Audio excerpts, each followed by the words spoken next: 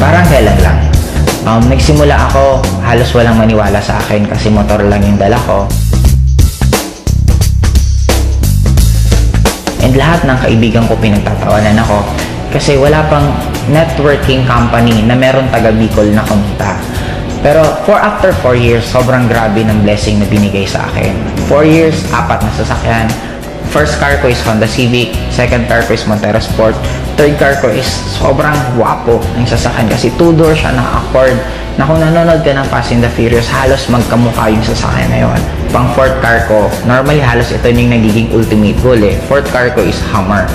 Na ang kagandahan dito, may maliban lang kasi since ang taas ng gas consumption ng Hummer, binigyan pa ako ng in-global ng bonus na profit sharing na worth 600,000. 5, 7, 5, 275,000, 350,000. Para daw pang gas ko sa Hummer ko.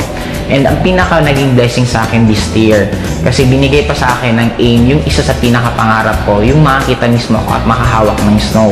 Nakapunta kami for 12 days sa United States, all expense paid, ni piso wala akong ginastos. Ang ginawa lang namin doon, walang iba kundi kumain, mag-shopping, mamasyal, sobrang sarap ng buhay. And ang nagiging blessing sa akin ngayon, hindi lang ako yung kumikita. Kasi within this year alone, 10 sa taga Bicol ang nagkaroon ng first car nila. And I already created more than 30 millionaires under me.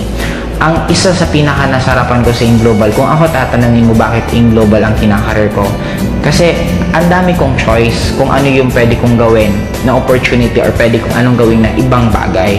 Pero kaya AIM Global ang ginawa ko for 2 reasons lang.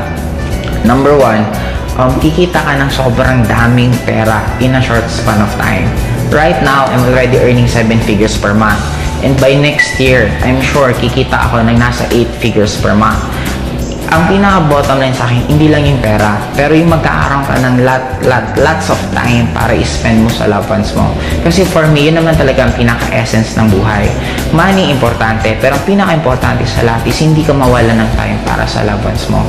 Kaya kung ikaw yung tipong tao ngayon na namumroblema ka ng pamasahe mo, namumroblema ka ng tuition ng anak mo, namumroblema ka ng kuryente, namimiss mo yung mga pamilya mo kasi nasa malayong kang lugar na ginagawa mo yun para ka lang kumita, meron ngayon na isang AIM Global na kaya nang ibigay lahat ng pinapangarap mo.